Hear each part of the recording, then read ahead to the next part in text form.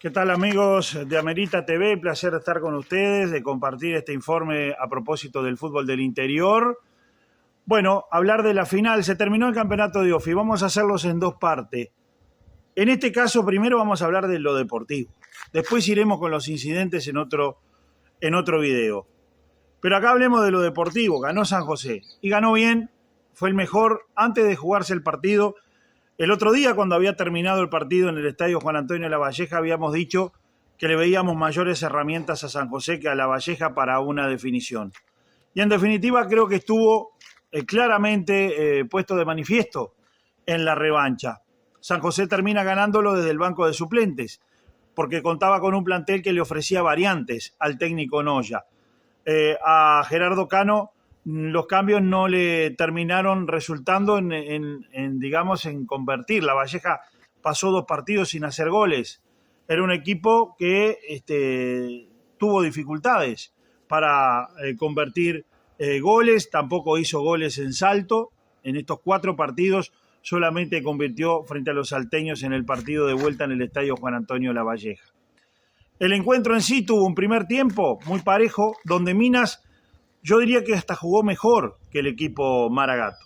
Tuvo mejores posibilidades de gol a través de sus delanteros, incluso el arquero Paredes fue protagonista, hubo buenas intervenciones del arquero Maragato ante ataques del conjunto minuano, un muy buen trabajo de Vázquez en el primer tiempo para Lavalleja, buena asociación entre los Martínez, César y Marcelo, que generaron problemas en un equipo de San José que volvió a jugar el primer tiempo prácticamente sin pisar el área rival, jugando poco. Subió en alguna oportunidad Gianfranco Rodríguez y logró llegar hasta el fondo, metió un par de buenos centros, uno terminó en gol pero se anuló por posición adelantada. Pero bueno, Barrios no le funcionó porque San José llegó demasiado poco al ataque por las bandas y muchas veces hizo lo mismo. Llegó hasta 3/4 de cancha y no desbordó nunca. Y entonces la defensa de Lavalleja con Almeida a la cabeza se mandaron un muy buen partido en ese primer tiempo en el equipo minuano. Y esto se repitió en el segundo tiempo, donde Noya manda a la cancha en primer término a Fagián. Y ahí cambia el panorama para el equipo de San José. La presencia de Fagián fue muy importante y empezó a darle protagonismo al Maragato, que en el segundo tiempo y en la primera de cambio tuvo 2 que sacan en la línea los hombres de Lavalleja. Y allí San José se puso el traje de locatario, fue al frente, estuvo cerca de convertir, pero no lo logró. El segundo cambio que realiza Noya es el ingreso de Torena, lo saca de la cancha Pose. No le dio resultado, porque a partir de ahí Lavalleja toma el control del partido. ¿Por qué? Porque para mí no le funciona en virtud de que saca un hombre que había tenido un desempeño muy bueno en eso de conectar los volantes con los delanteros, con el caso Fagián. Al sacarlo y poner otro delantero, a San José terminó tirándole pelotazos a los dos y no le dio resultado. Retoma el dominio de alguna manera cuando pone en cancha Alonso, lo saca Barrios y ahí mejora otra vez el equipo de San José. La supremacía Maragata se da en el alargue. Arranca el alargue con un cambio importante posicional. Lo pone a Torena por izquierda, por derecha, había jugado por izquierda, y lo pone por izquierda a Fagián. Y ahí sí Lavalleja ya no le encontró más la vuelta a la cosa. San José fue mejor, llegó al gol tras una jugada de Torena y la definición de Alonso, y de ahí se comienza a desmadrar todo. Primero se va expulsado Marcelo Martínez en la jugada inmediata al gol. Lavalleja queda perdiendo 1-0 y un gol abajo. Ya la cosa estaba picada. Cuando entró Berrueta ya había tenido algún encontronazo que no se vio en las cámaras quizá, pero ya lo vimos quienes estábamos en la cancha con uno de los zagueros de San José. Había tirado un codito incluso en una situación donde lo estaban marcando.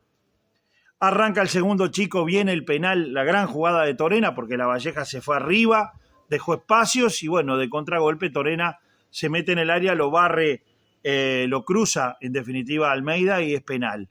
Y ahí comienza el desmadre que termina con lo que le vamos a contar después. Lo cierto es que luego de los incidentes el árbitro mira todo, saca rojas, o sea, denuncia 9 jugadores de Minas y 2 de San José, con lo cual el partido termina con la consagración del equipo Maragato. ¿Qué en cancha fue mejor? que mostró mejores argumentos, que tiene un plantel que además le permitió al técnico Noya, moviendo desde el banco, modificar lo que era el rendimiento que estaba desarrollando, y ahí estuvo la diferencia. La Valleja hizo un muy buen primer tiempo, yo diría que en los 90 minutos jugó bien, es más, si me apuran, creo que hasta en el balance hizo más que San José, pero no tuvo peso arriba, no tuvo suerte tampoco en la definición, lo encontró a Paredes en buenas atajadas, y bueno, y eso también lo complicó a la Valleja. Campeón San José,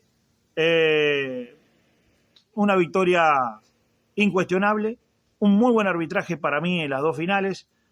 Acá hay mucho cuestionamiento para el árbitro duraznense. Yo creo que el partido no tuvo problema. Acá el problema fue la actitud de los futbolistas de la Valleja. Insisto, de eso hablamos en un próximo video aquí en Amerita TV.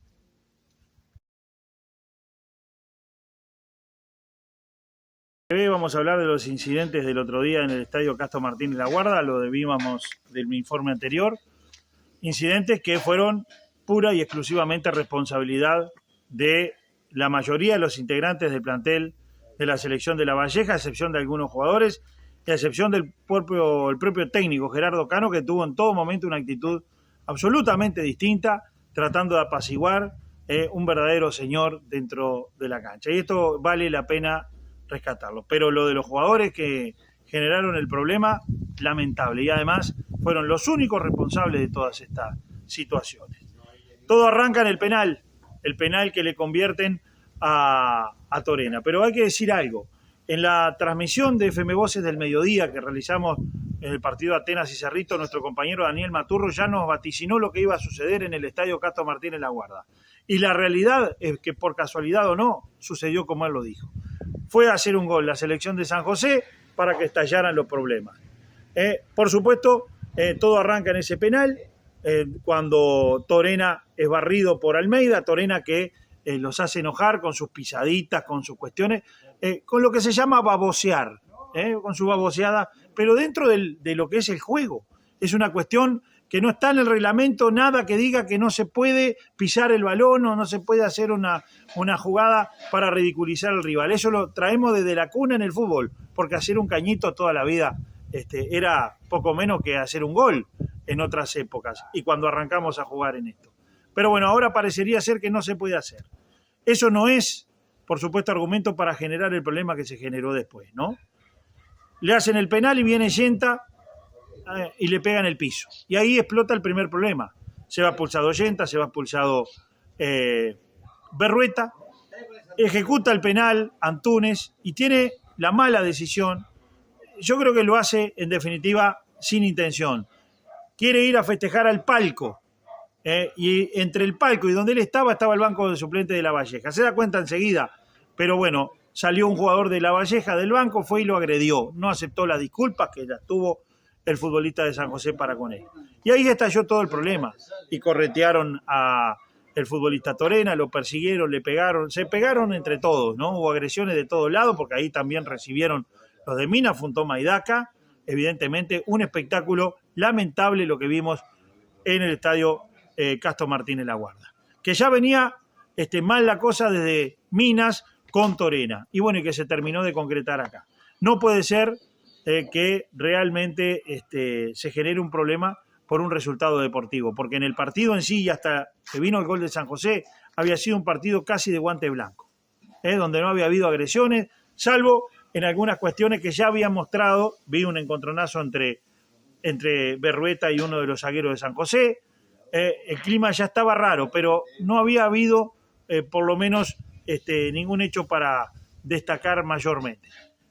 Bueno, se desmadró todo, terminó como ya vimos, como ya se vio, y es un hecho que se repite en OFI, lamentablemente en el campeonato del interior, en juveniles ya hemos tenido varios incidentes, y en mayores y ante todo el mundo, y en una final.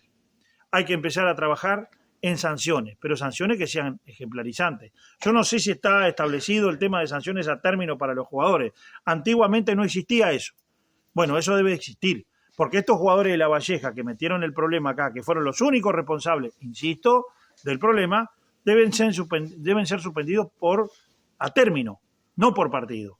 No poder jugar durante todo el año. no que lo suspendan para el campeonato del interior y puedan jugar a nivel de clubes, porque en definitiva no sé, ya ni siquiera sería una sanción. Hay que establecer sanciones claras y reglas claras para los que agreden, porque hasta ahora la OFI ha tomado resoluciones tratando de ser ejemplarizante, lo hizo con 33 y Cerro Largo, lo hizo para mí en forma injusta con la gente de Durazno, que fue provocada por los chicos de Flores en un partido juveniles y lo sacaron del campeonato. Sanciones que pretendieron un objetivo, que los demás tomaran conciencia, y nadie toma conciencia de nada. Entonces hay que pasar a otra etapa. Hay que establecer sanciones claras, porque acá los responsables son los que protagonizan los hechos, los que los provocan. No son ni los jueces, no son ni los dirigentes, ni los que no tienen nada que ver.